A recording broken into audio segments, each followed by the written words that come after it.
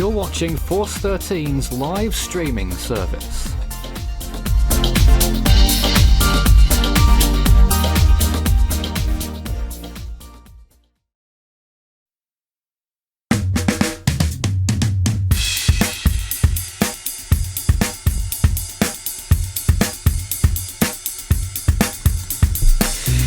Good afternoon, this is Force 13 Live. Hello, it's 3 PM UTC this Sunday, May the 7th. My name's Nathan Foy, and if you've been watching us throughout the afternoon, you'll have noticed that we've had some sort of a testing day going on with these new graphics and whatnot to make sure that everything is running smoothly.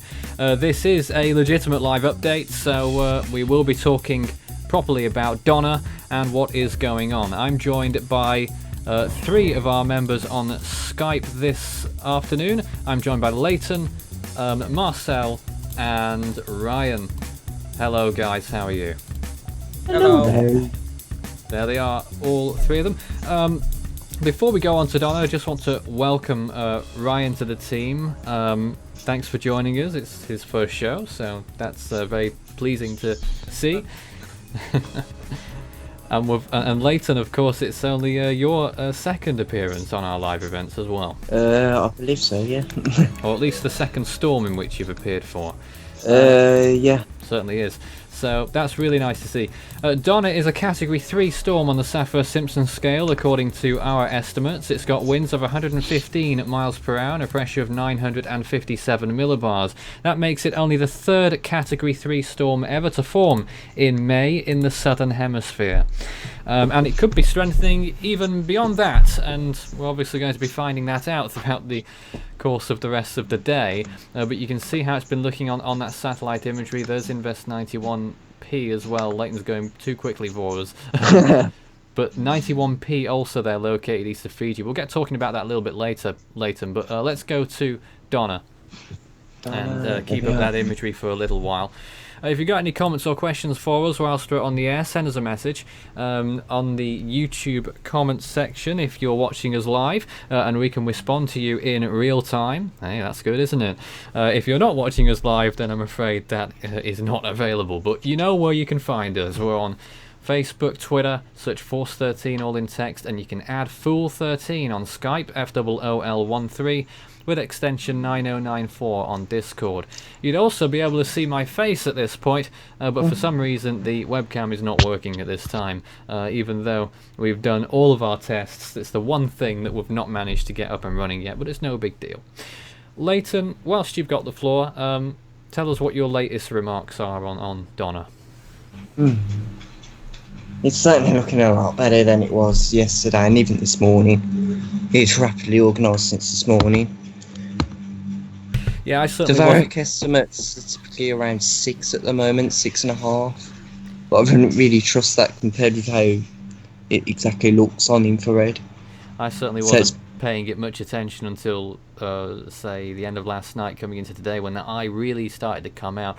I thought the authorities were being a little bit optimistic, to say the least, with the storm, the 2 days leading up to this morning. But now, quite clearly, it's strengthening, and Category 3, I think, is assured. And you look at those late frames. The eye gets its shape together a little bit better. You could be looking at Cat 4 there, Saffir-Simpson, and that's Cat 5 on the Australian scale, of course. The Varic's already showing Cat 4. Yeah, Cat 4. Well, that's one method indeed. I don't suppose you've got access to the forecast map there, but if you... I'll try. Well, whilst you're trying to get that up and loaded, I just wanted to mention that because we have the information, I think, on the screen is slightly out of date when it comes by on the left-hand side. That'll be updated shortly. But there is now a cyclone warning extending to cover northern New Caledonia now, and for the rest of New Caledonia, including the capital Noumea, it's a tropical cyclone alert. That means gales or stronger within the next 24 to 48 hours. We'll see it on Leighton's screen at some point. Yeah, eventually. Well, Wrong one. there's the view from Force 13 HQ. Pretty warm here today, 69 degrees Fahrenheit. The current temperature reached a high of 71 earlier. Wrong one I was again. certainly enjoying that. The weather's really nice here. Tracking. If you'd like to talk to us about your weather, you can do so as well. But we're, of course, looking at Donna for this hour and keeping you up to date. So we expect it's going Wrong one to... again. Yeah, he's Leighton's still loading up the wrong images. I'm not familiar with It's them. the TC threat map, that one that you're just on, yes, for Donna. And you'll see here with the graphic, that right one there. that's the latest graphic. Vanuatu in the clear almost. Give it another 12 hours and hopefully Vanuatu will be in the clear. But New Caledonia is where our worry now lies with, because you look at that projection. I don't know why they've not put out a track forecast, you know, like with the centre line. That's a bit weird. But you can quite clearly see that it's going to be heading towards New Caledonia, and it could cause some severe issues there if it stays strong. We could get down there as a category 1 if it remains. But if it intensifies anymore, it could do anyway. Just depends what the conditions are exactly like down there. Marcel, are you here? Apart. I thought we had Marcel at one point. We did. He must have left. Okay, Ryan, are you still here? Yeah, I'm still here. Oh, there he is. What do you think of Donna? Well, at one point it was a category 4 in its life. On the Australian scale, yes. And then it weakened and then re-strengthened into a Cat 3, I believe. That's what they have down right now. It hasn't dropped below category 3 on the Australian scale.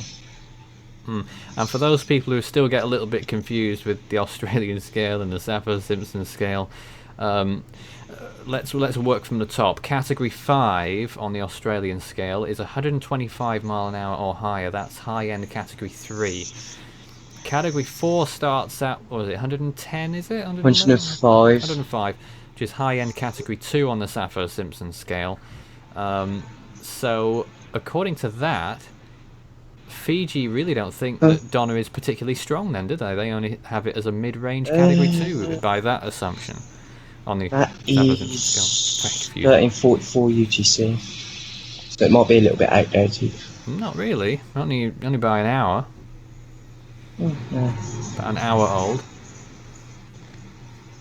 True. Well, we'll talk about that again later. Let's take a look at Invest 91p whilst you've still got it there. Is it your first tab, your second tab, that you've got loaded up there? Yeah. There it is. Looked good for a while. Now looks like it's regressed a little bit. Yeah. Looks like a mess now. And now you can see on the Looks like it's split in two. You can see on the left-hand panel there the updated information for the warnings from Donna. It has split in two, hasn't it? 91p. Yep. Do we know what the models are saying on that? Don't know. I haven't looked today. No, me neither. So prepared, aren't we? I'll put up now if the internet cooperates. Yeah. But the models were very bullish about Donna the whole time. Well, particularly the HWRF predicting it many times.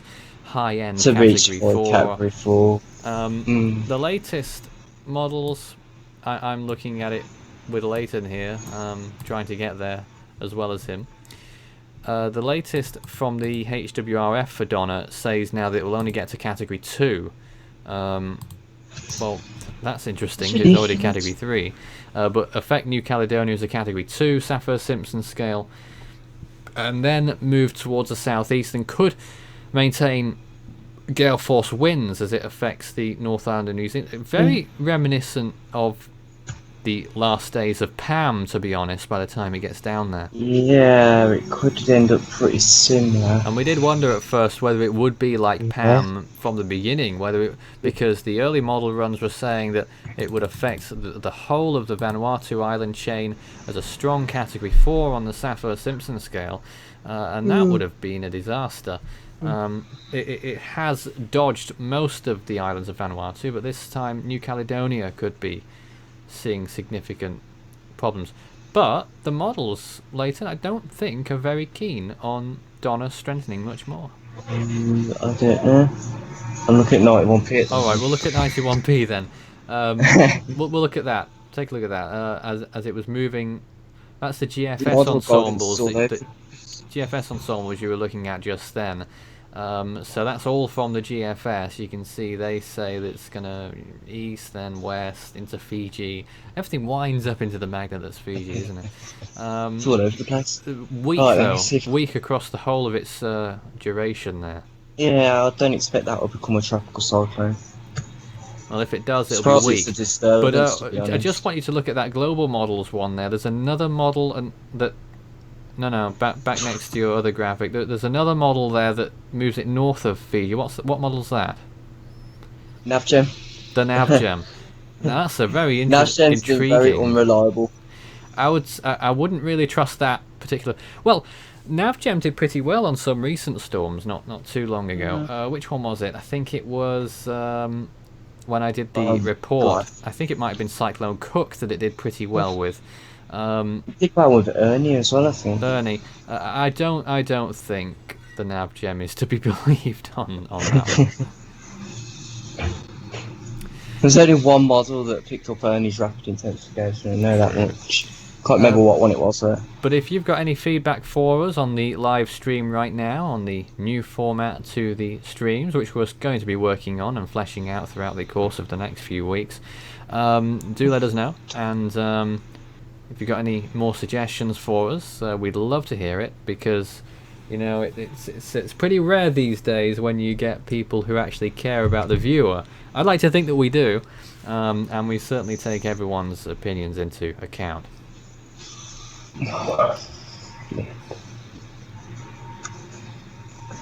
And the internet's frozen. His internet's frozen. Well, whilst that's going on, we'll just give you another brief update with the facts on Donna right now. Yeah, I know you've got the screen back there. So category 3 on the Australian scale. We're calling it category 3 on our on the Saffir-Simpson scale through our analysis.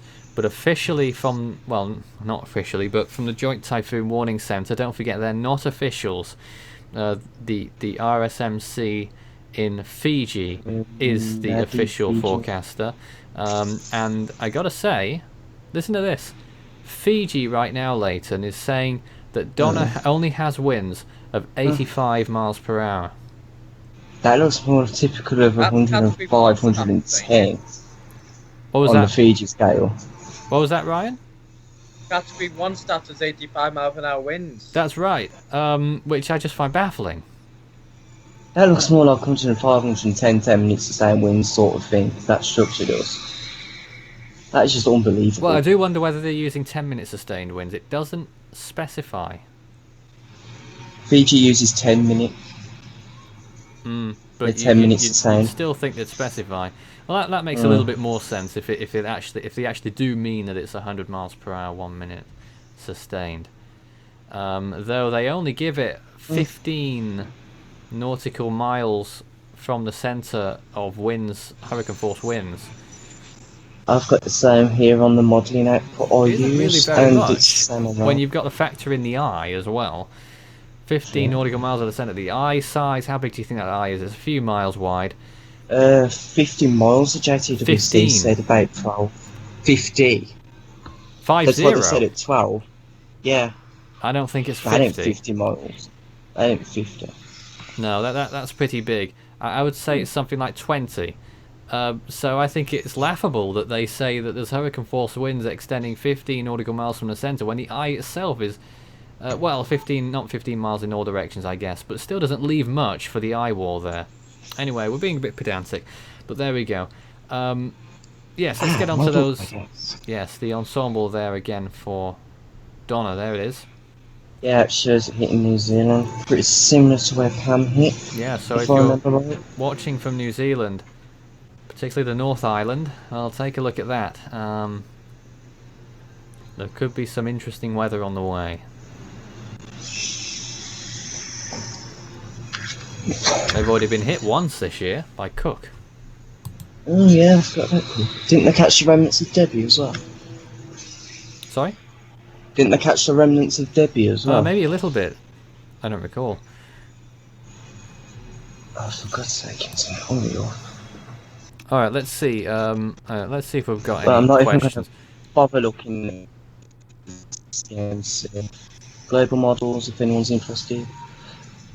Navgen potentially takes it straight. Here to is a New question. Zealand. What is considered to be cyclone season in the southern hemisphere? November 1st, April 30th is the official bounds. November the 1st to April the 30th. Yep. And now we're on the 7th of May. And this And he's is still got cyclones. and this is the third strongest storm to ever occur in the southern hemisphere in May.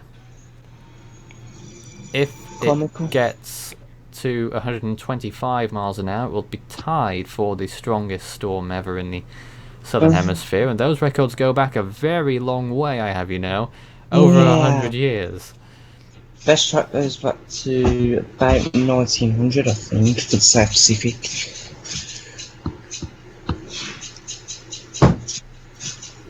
So if it does get to category 4, it will be setting new boundaries.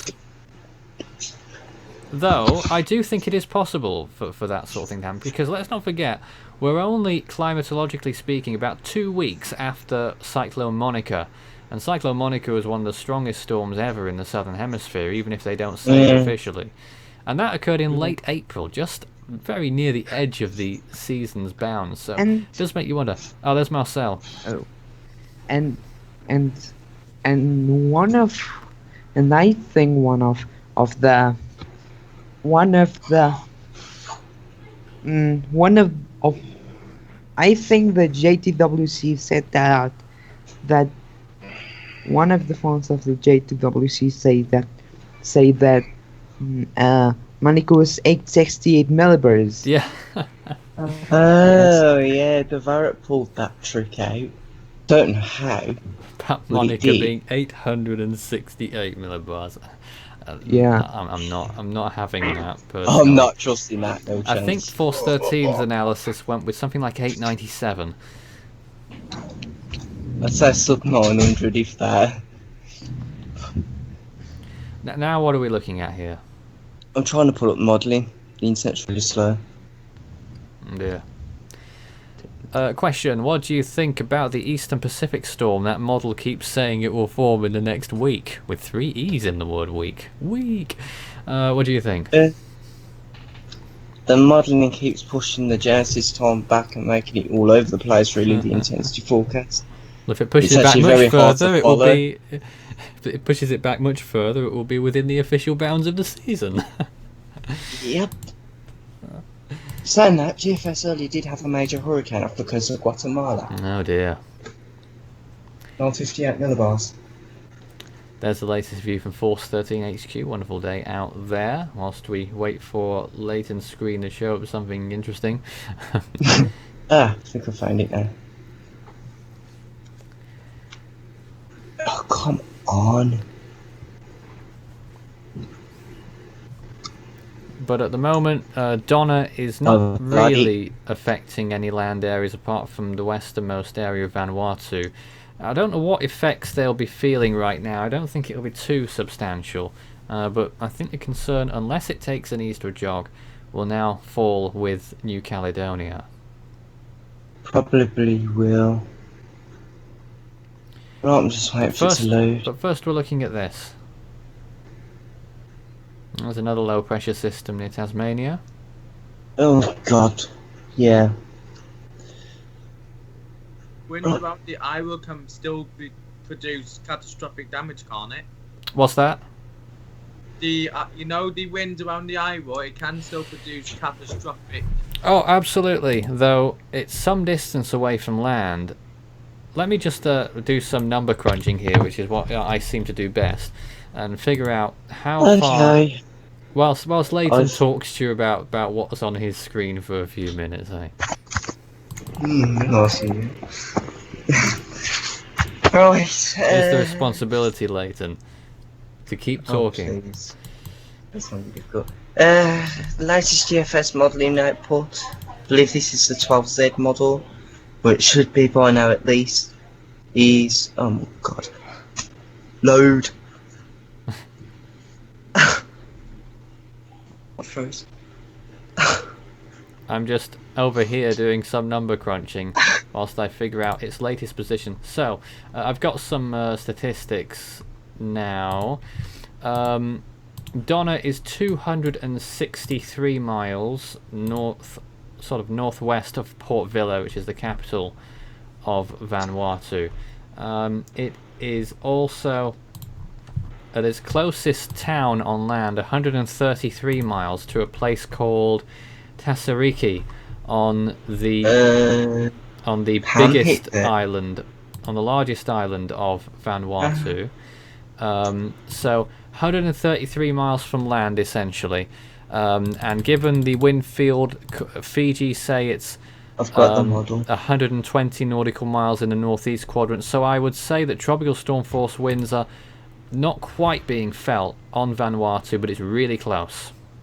Yeah, it's about 10 miles offshore, if that. If you believe their figures, of course. Yeah, it's but I probably would a bit expect, outdated by now. I would expect gale force gusts, however.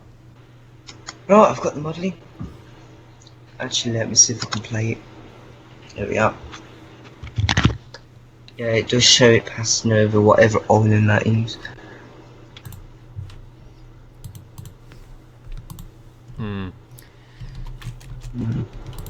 For some reason, it's Lee showing would a non. like to know, what stage on the CDPS scale would you think it is now? Well, I can tell you for certain in just a moment whilst I calculate that for you. Probably a stage 4. Probably a 4 or a 5, yeah.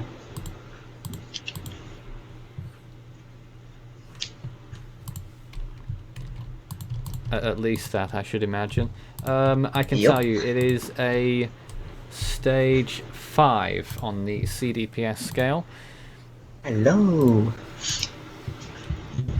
Oh no, no, it's decided it wants to reload everything. And if you send in any donations to Force 13, we'll promise to upgrade Leighton's internet connection for you. Oh, please, shut up.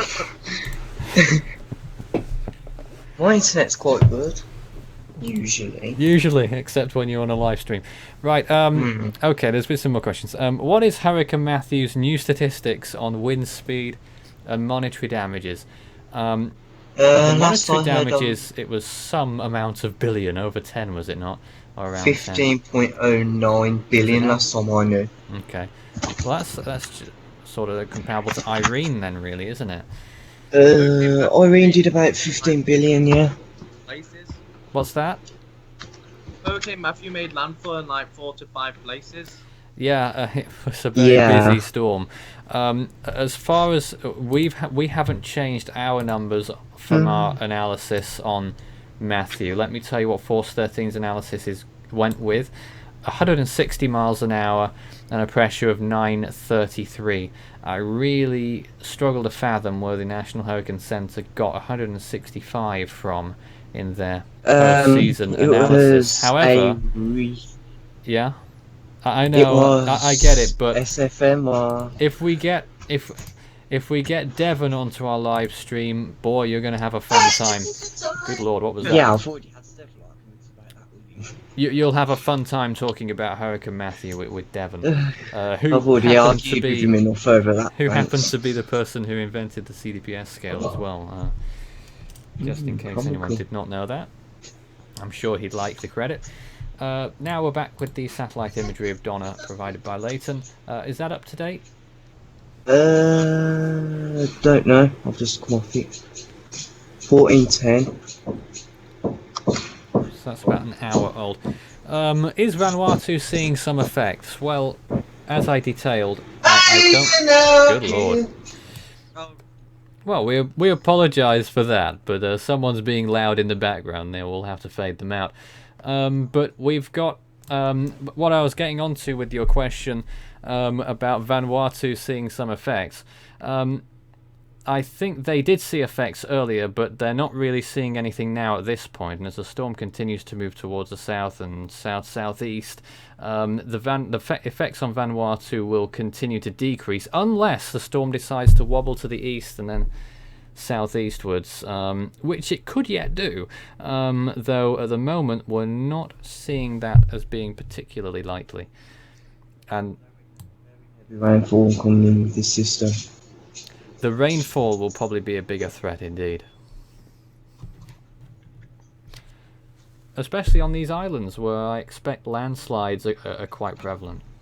They happen quite a lot during Pan, yes. Quite bad ones as well, from what I heard at the time. There's buildings washed away and all sorts. And that is one we really have to compare this storm to, because they are Yeah, 'cause rather the track's similar. so similar. Yeah. Right, oh, voila, it loaded. Yeah, but at this point we Oh no, just loaded the Davarak, for God's sake. well, we can have a look at that if you like. Storms are never predictable. To some extent they are, but they catch off guard every time. Right, let me try and get the water vapor imagery, which is what I It's was not after. moving very fast. No, it's not. It's stalled out in the last few hours.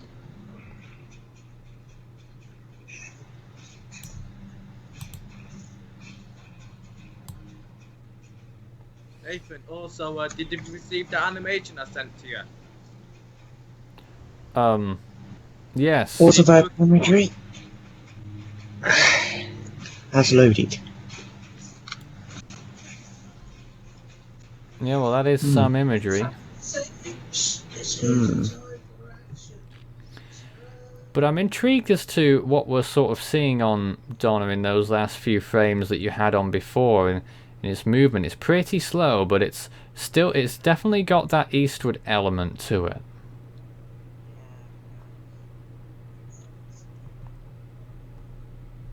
That's even forecast so soon either. It's got to speed up, otherwise it'll hit Vanuatu. A very vague question has just come in. How well is Donna's eye doing? Let me check. I'll just put it on the screen. I'm predicting that it'll be around to 50 to 70 miles wide. No, I wouldn't say that. But I can give you a very Jackie. vague answer. It's doing pretty well. Not doing too badly. Let me just wait for the satellite to load and then I'll get it all. Yep, we're still waiting on that one. Oh, by the way, Adrian's precursor load formed, Nathan. You don't need to be sure. Well, I'm sure it did, but don't name it yet. Rules. Now, you can see on the bottom right as well, the latest floaters for Donna. You can see its general movement towards the southeast by the looks of things.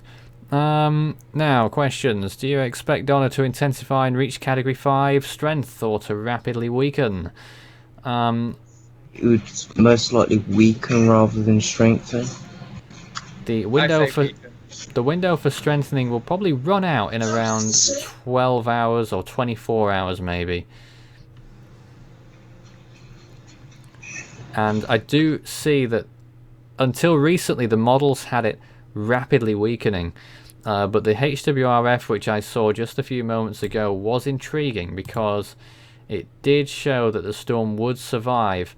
It would weaken substantially after passing New Caledonia, which killed Cook, by the way, if you remember. But then it would remain as a tropical storm, turn post-tropical, then affect the northern part of New Zealand. Again, that sounds Cook as well, to be fair as well. Sort of like a cross between Pam and Cook.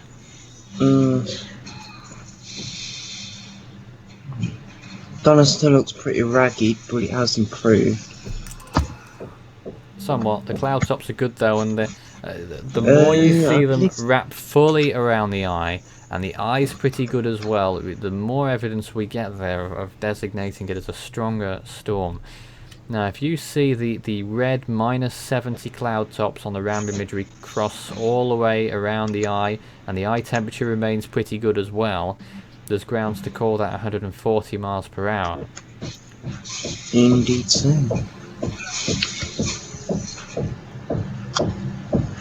In fact, there should be an update due within the next 15-20 minutes on RAM. No, not that soon. Oh, It's another 3 hours or so yet until they update their numbers.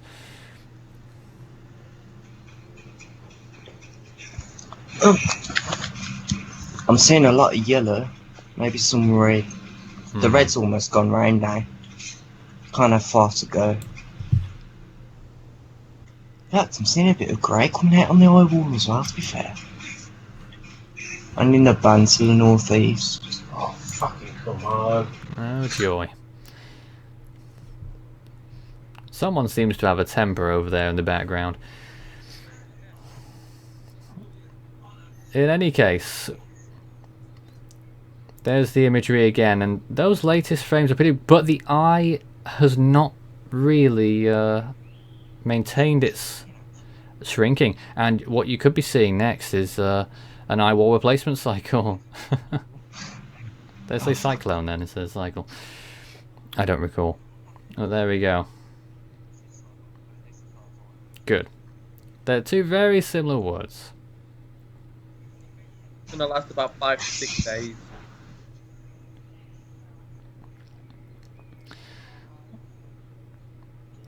Well, we've not really got much else to say about Donna at this point, so I'm going to get some imagery up of the Pacific, and I'll be back in a few moments to talk about that. But thanks to Leighton and Ryan there, and Marcel for his brief appearance in Force 13's live coverage or live update on Donna.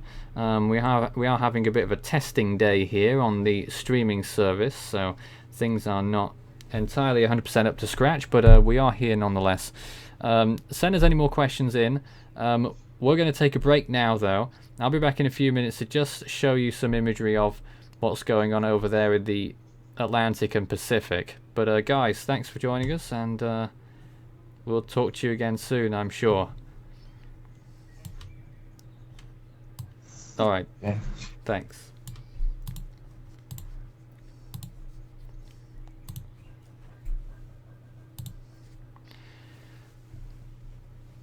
So that was Leighton and Ryan there, and we're back with the coverage from Force 13 HQ. Still remaining pretty warm here, 69 degrees Fahrenheit here, and it's clouding over a little bit at Force 13 HQ. But there we are with Donna. In just one moment, I will get you up some new imagery of what's going on over in the more familiar part of the world to most people watching. But most particularly, everyone is interested in what the models want to say about a certain area in the East Pacific. Everyone is... some people are very excited about the possibility of a new system, an early system in the East Pacific as well as the Atlantic. Well, I will have the image up to you in just a moment, and once I do, you'll be able to see what we're looking at, and it is pretty interesting, I've got to say, looking at it here for the first time. You will also see it shortly. If you have any questions for us whilst I'm here, we will have another short update on Donna coming up at 9 PM UTC tonight, which is in just less than 6 hours time.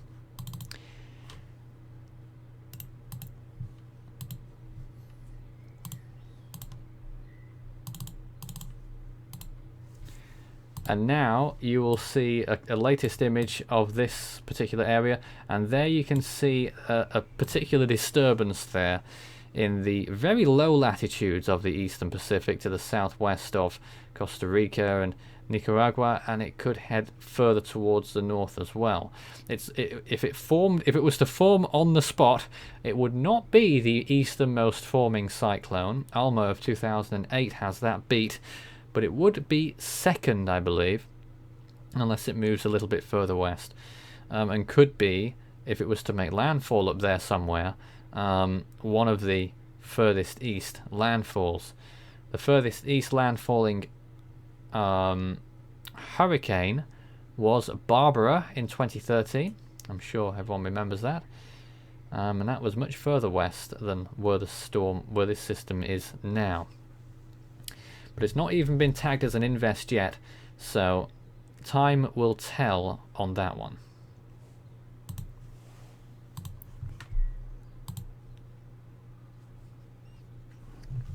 Now, whilst I'm here, I wanted to show everyone a few things as well. Force 13 came out with some new graphics recently for what to expect in the Atlantic hurricane season, and I'd like to share that with you at this point.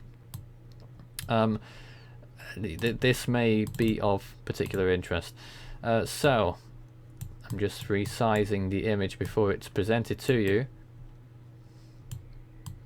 Now there's probably going to be a lot of excitement over this, so let's take a look at what we're expecting in the Atlantic this year. These are the tropical storm chances. If we remove all the unnecessary text there.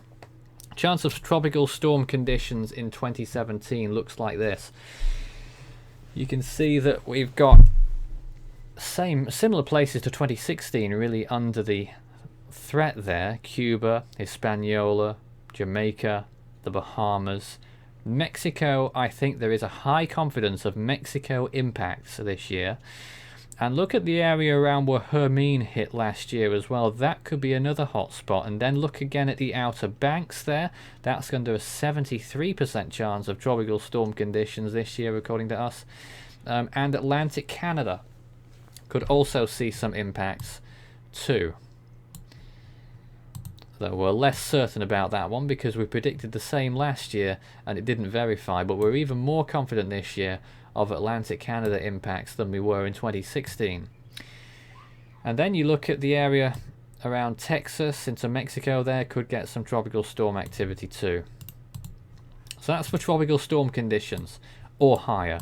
Let's look at hurricane conditions. These are the chances of hurricane conditions in 2017, and you can see again the same areas really, as well as the some parts of the Lesser Antilles, the Windward Islands in particular really. Hispaniola, Jamaica, the Yucatan coast, Cuba, the Bahamas, the eastern coast of Florida under elevated chances there of hurricane conditions, and Bermuda as well. Don't forget Bermuda. And then the Outer Banks there could also be that hot spot for a hurricane landfall, with how it is so much of a protrusion out to sea there. And the Gulf of Mexico coastline in Mexico there. Chances may be slightly lower than you'd expect in Louisiana and in Texas for a hurricane landfall, but it is still possible. I think that's 30% there. Or it might be 20, I can't recall. But the area east of there, along Alabama into Florida, that could have, the Florida Panhandle, that could have a higher chance of a hurricane landfall.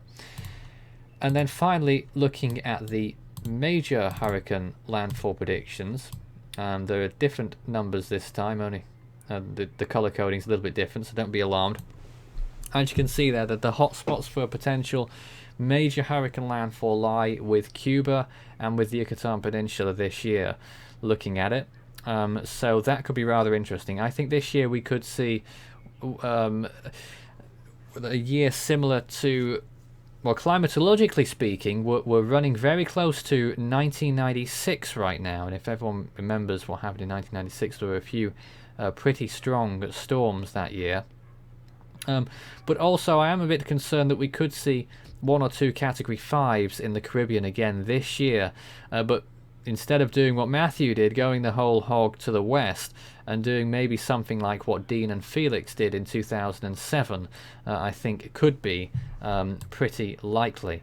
And you can see there the coast of Mexico leading up to the Texas border as well. Another potential hotspot for a major hurricane landfall. Again, maybe something like an Emily could play out this year in terms of a track, or even an Allen, but we'll wait and see on that.